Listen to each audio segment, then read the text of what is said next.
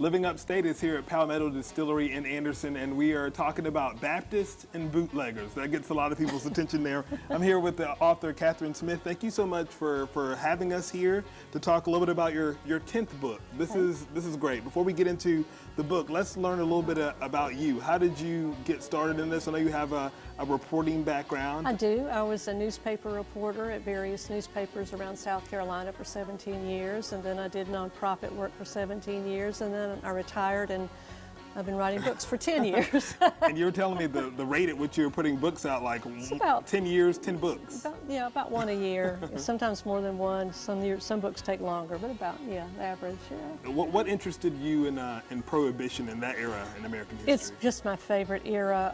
My other books have been about Franklin Roosevelt and other people who lived in the high point of their lives were in the 20s, 30s, and 40s. And I also love the Ken Burns series on Prohibition, so I love F. Scott Fitzgerald. Just that whole period is very interesting to me. So, that's it. And of course, this area with so much, NASCAR, race car driving, and all that stuff, and how all that of plays it related to moonshine Yeah. and shine running. Yeah, a lot of people don't know that. So tell us about this book, Baptist and Bootleggers. If nothing else, it gets your attention right off the top. People on two sides of an issue may want the same thing, but for different reasons.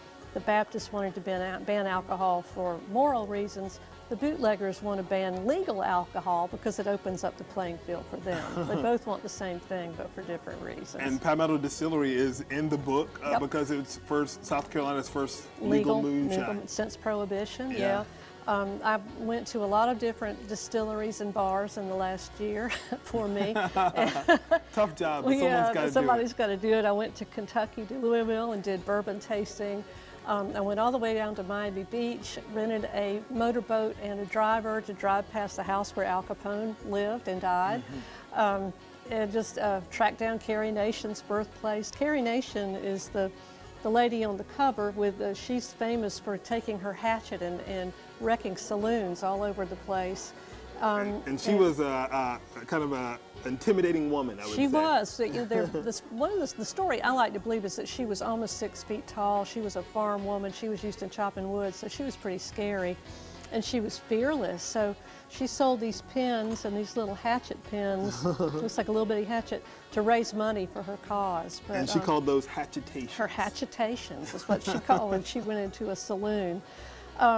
So I found her birthplace in the middle of a cow pasture in Kentucky. Tell me about the book. It's written in first person. Where will people learn in this? Oh, well, they'll learn about history of Prohibition, and then also it's called a Prohibition Expedition. It's full of short expeditions you can take, and I give you all the information to go to the speakeasies I found, and the distilleries, and the bars, and the cemeteries where bootleggers are buried, and all that kind of stuff. So you can do your own expedition.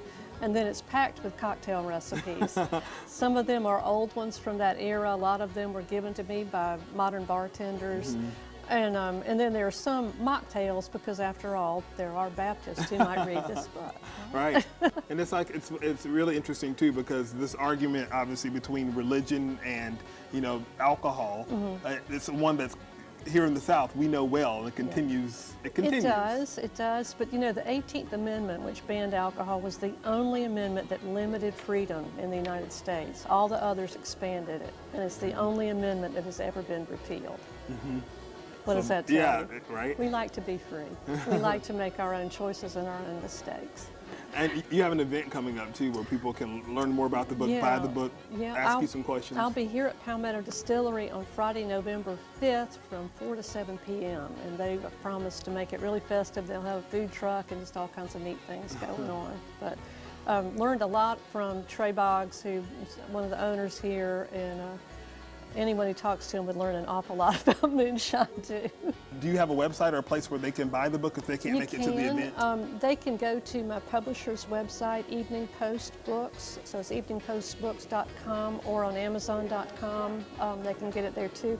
I also blog every day on bootleggers.substack.com, and that's where they can read about Mrs. Culp if they like. Awesome. We'll put it for you at AndersonSCLiving.com. Also, yourcarolina.tv will have the article article there as well. Thank you so much for sharing this with us. This is fantastic. Can't wait to read it. And it has some great recipes in there in case you want to partake a little bit. Experiment. Thanks, Kathryn. Thank you.